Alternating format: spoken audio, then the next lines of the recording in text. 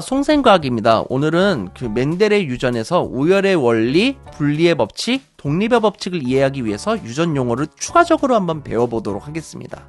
우리가 앞으로 완두씨의 모양 또는 완두씨의 색깔을 유전에서 다루게 될 텐데요.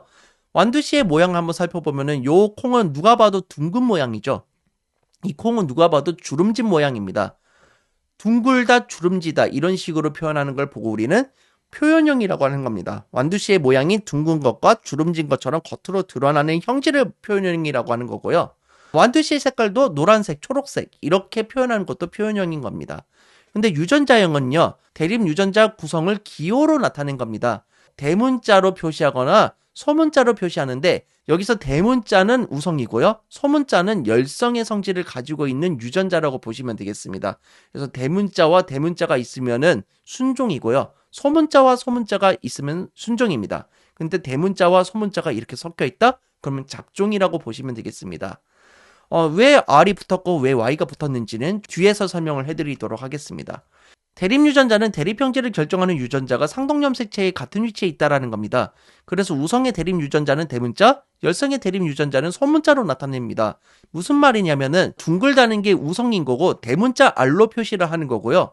주름지다는 열성입니다. 그래서 소문자 R로 표시를 하게 된다라는 겁니다. 완두씨의 색깔을 보면은 노란색입니다. 노란색이 우성이 되는데 그래서 대문자 Y를 쓰게 되고요. 노란색이 아닌 초록색이 열성이기 때문에 소문자 Y를 쓰게 되는 겁니다. 전에도 배웠지만 여러 세대를 자가수분하여도 계속 같은 형질의 자손만 나오는 개체를 순종이라고 했습니다. 한 형질을 나타내는 유전자 구성이 같은 것을 순종이라고 생각하면 되는데 유전자형으로 대문자끼리 있거나 소문자끼리 있으면 무조건 순종이라고 생각하시면 되겠습니다. 대립 형질이 다른 두 순종 개체를 타가수분하여 얻은 자손을 보고 우리는 잡종이라고 했는데요. 한 형질을 나타내는 유전자 구성이 다른 걸 잡종이라고 생각하면 됩니다. 여기서는 대문자와 소문자가 섞여 있으면 무조건 잡종이라고 생각하시면 되겠습니다. 다시 한번 정리하면은 순종은 대립 유전자의 구성이 같습니다.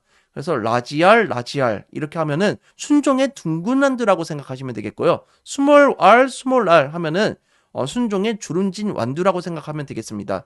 대문자끼리 있거나 소문자끼리가 있으면은 순종이라고 생각하면 되겠고요. 두 번째로 잡종은 대립 유전자의 구성이 다릅니다. 그래서 대문자 R과 소문자 R이 있으면은 잡종이라고 보면 되겠고요. 그래도 대문자 R이 우성이기 때문에 우성의 성질을 따라가게 됩니다. 그래서 둥근 모양의 완두가 된다라는 것을 확인할 수가 있습니다. 자, 그럼 둥근 완두와 주름진 완두의 표현 방법은 어떻게 되는 걸까요? 자, 우선은 둥글다가 우성이죠. 그래서 대문자 R을 사용하는 겁니다. 우성은 대문자 R을 사용하는 거고요. 그렇다 보니까 둥근 유전자를 대문자 R로 표시를 하는 겁니다. 주름지다가 열성이었죠. 둥글지 아니하기 때문에 소문자 R을 사용하는 거고요. 열성의 유전자는 소문자로 표현을 하게 되는 겁니다. 대립 유전자는 두 개 가지고 있는데 그 중에 생식세포가 되면 하나만 이렇게 들어가게 되는 겁니다. 감수분열을 하기 때문이고요.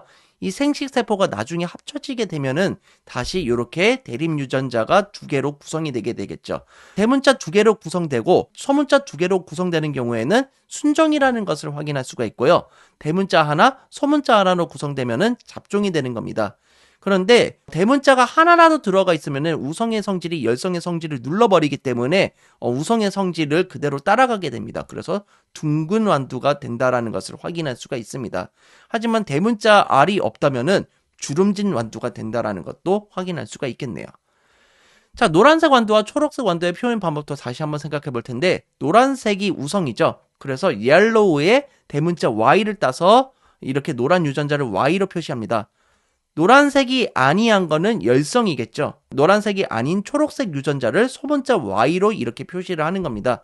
역시 대립 유전자가 두 개가 있는데 그중 하나만 떼어져서 감수분열로 생식세포가 만들어졌죠. 그렇기 때문에 하나씩 이렇게 들어가고 이 생식세포가 나중에 결합을 하게 되면 다시 이렇게 두 개가 되는 겁니다. 대문자 Y 두 개가 들어가거나 소문자 Y 두 개가 들어가면 순종이라는 것을 알 수 있고 대문자 Y 하나랑 소문자 Y 하나가 들어가게 되면은 잡종이 되는 걸 확인할 수가 있습니다. 하지만 그 대문자 Y가 들어가면은 이렇게 우성이기 때문에 대문자 Y의 성질인 노란색의 성질을 그대로 따라가는 겁니다. 잡종이지만 노란색 완두를 간다고 볼 수 있겠고요. 대문자 Y가 없으면 이렇게 초록색 완두가 되는 것을 확인할 수가 있겠습니다.